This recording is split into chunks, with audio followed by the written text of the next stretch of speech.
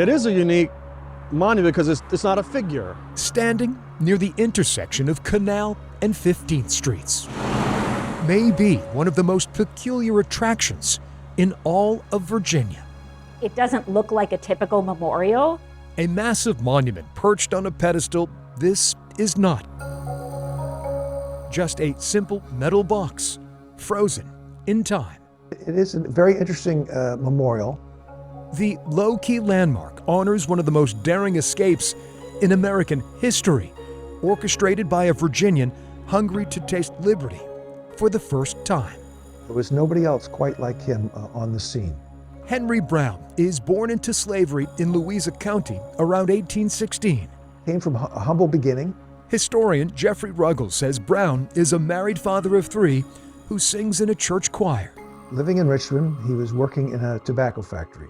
But in 1849, one event sends Henry reeling, a moment of despair that alters his life forever. Henry's wife, Nancy, is sold to a new owner in North Carolina. And when his wife was sold, the rules were that the children went with the wife, so he lost his whole family in that sale. The 33-year-old bids his loved ones farewell forever. He grabbed her hand and they walked together to the edge of town. There was nothing he could do about it. Mary Lauderdale with the Black History Museum and Cultural Center says a desperate Henry makes a bold decision: find freedom at any cost. You have to take the chance. He would not run away under the cover of darkness or choose violence. Henry's plot involves deception and risk. Well, it was a very dangerous plan. On March 29, 1849, Henry, with the help of 2 friends, a white shoemaker and a freed black man, climbs into a crate. There was a shipping service called Adams Express. Henry attempts to mail himself to freedom. Destination, Pennsylvania. It wasn't guaranteed that he would be successful, but he stuck it out. The 3-foot by 2.5-foot box is nailed shut with the 5'8", 200-pound father inside. Even when he was put on his head, he didn't cry or make any sounds, and he just, he said basically he prayed. Brown described at one point he passed out because he was upside down and all the blood was flowing to his head. Karen Sherry with the Virginia Museum of History and Culture says Henry endures unimaginable hardships squeezed in the wooden box. He shipped himself as if he were a piece of cargo, as if he were a package. And legally, under slavery, he, a human being, was considered property. It can't be underemphasized that how important this was, that he get out of Richmond by any means necessary. Harry Kolatch Jr., historian and senior writer with Richmond Magazine, says the crate is transferred from a train to a boat and then a wagon. The trip takes 27 hours. Be in that confined space for as long as he was, frankly, it just beggars the imagination.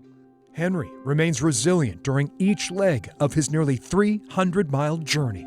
The whole thing was an astounding physical as well as psychic feat to will himself to do this. Things that you would normally do in 24 hours, being cramped inside of a little dark box, scared the whole time that you might be found out. I can't even imagine half of the emotions that went through him.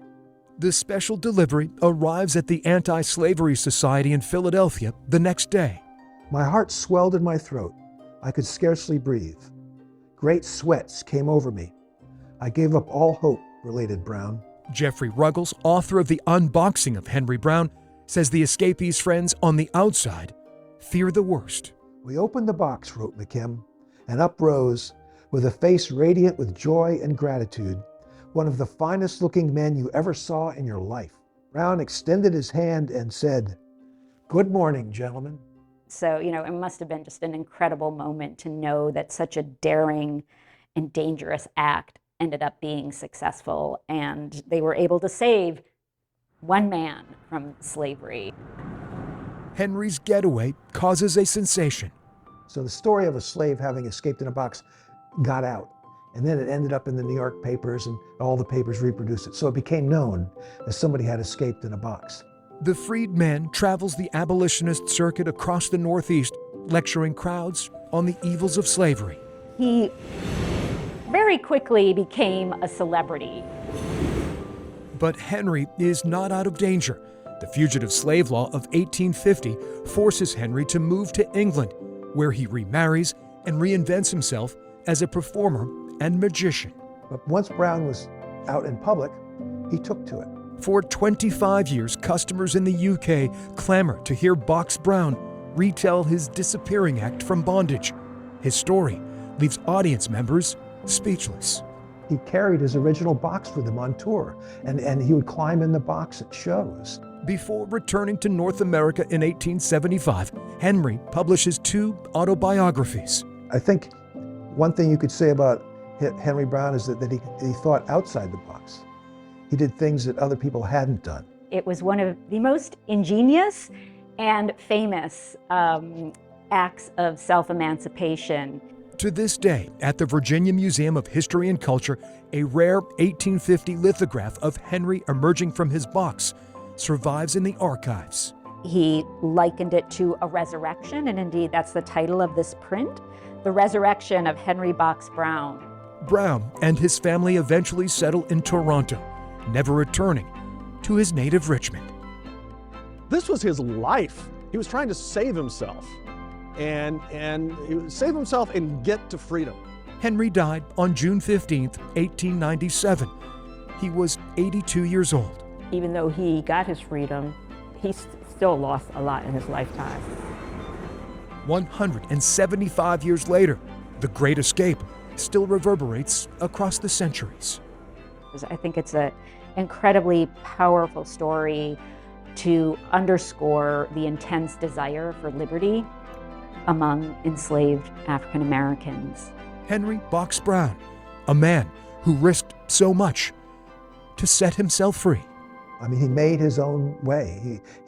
Many of the things he did, he just created a path that wasn't there, and he just made the path. For I Have a Story, I'm Greg McQuaid, CBS 6 News.